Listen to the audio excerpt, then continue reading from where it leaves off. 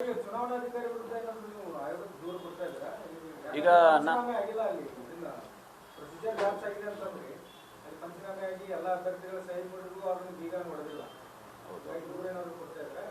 ಈಗ ನಾನು ನೋಡಿದ ಪ್ರಕಾರ ಆಮ್ ಆದ್ಮಿ ಪಕ್ಷದವರು ಆಲ್ರೆಡಿ ಅವತ್ತೇ ಮೇಲ್ ಮಾಡಿದ್ದಾರೆ ಅಂತ ಹೇಳಿದ್ರು. ದೂರು 1 ಕೊಟ್ಟರು ಸಾಕು, 100 ಕೊಟ್ಟರು ಅಷ್ಟೇ. ದೂರು ಕನ್ಸಿಡರ್ ಮಾಡಬೇಕು, ಅದು ಎಲೆಕ್ಷನ್ ಕಮಿಷನ್ನ ಜವಾಬ್ದಾರಿ. ಮತ್ತೆ ಬಿಜೆಪಿಯವರು ಕೂಡ ನಾವು ಲೀಗಲ್ಲೂ ಫೈಟ್ ಮಾಡ್ತೇವೆ, ಆರೋಗೂ ದೂರು ಕೊಡ್ತೇವೆ ಅಂತ ಹೇಳಿದ್ದಾರೆ.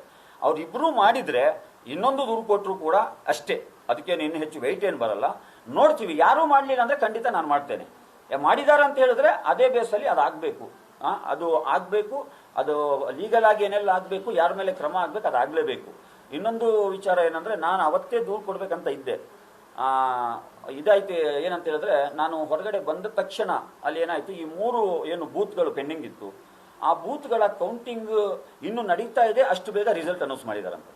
ನಾನು ಬಂದಿದ್ದೆ ಯಾಕಂತ ಹೇಳಿದ್ರೆ, ಬೆಳಿಗ್ಗೆ ಹೊರಗಡೆ ಹೋದವನು ಹೊರಗಡೆ ಬರ್ಲಿಕ್ಕೆ ಆಗ್ಲಿಲ್ಲ. ತುಂಬಾ ಜನರು ನಮ್ಮ ಕಾರ್ಯಕರ್ತರು ಬೆಂಬಲಿಗೆ ಕಾಯ್ತಾ ಇದ್ರು, ಒಂದು ಮುಖ ತೋರಿಸಿ ಹೋಗುವಂತ.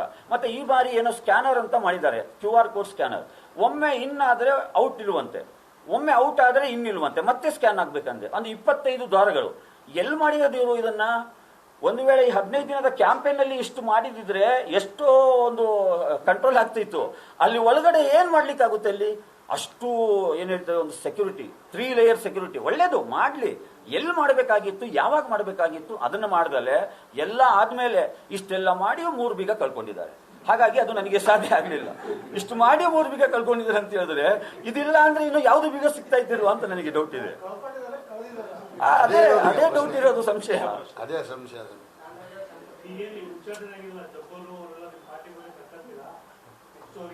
ಸರ್, ನಮ್ದು social democratic party of India.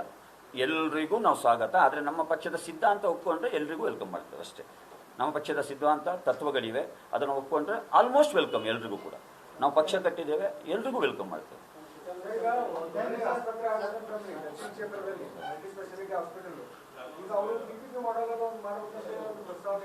ಏನೇನು sir?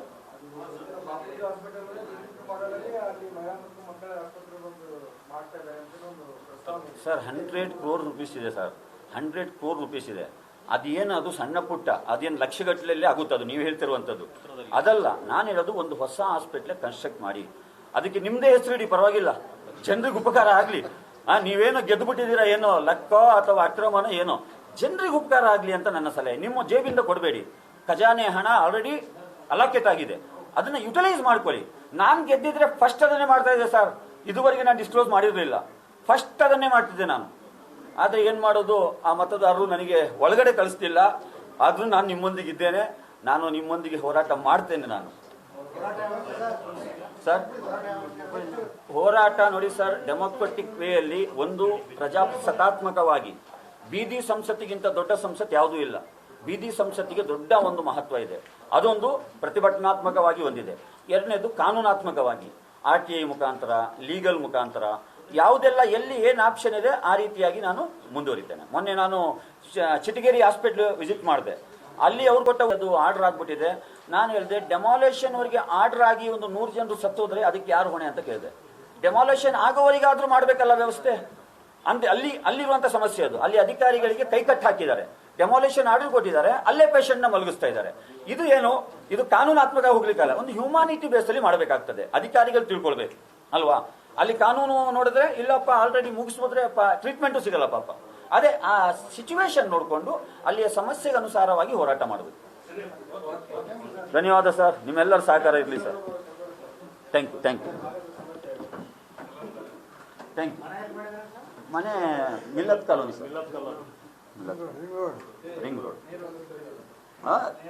100% sir. Thank you, thank you.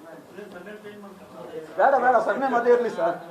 ಅದು ಟ್ರೆಂಡಿಂಗ್ ಆಗಿದೆ, ಅದೀಗ ಇಂಟರ್ನ್ಯಾಷನಲ್ ಟ್ರೆಂಡಿಂಗ್ ಆಗಿದೆ. ಕೊಡ್ಲಿಪೇಟೆ ನಾನೊಂದು ಸ್ಟೇಟಸ್ ಹಾಕಿದೆ, ನನ್ನ ಜನ್ಮಭೂಮಿ ಕೊಡ್ಲಿಪೇಟೆ, ಕರ್ಮಭೂಮಿ ದಾವಣಗೆರೆ.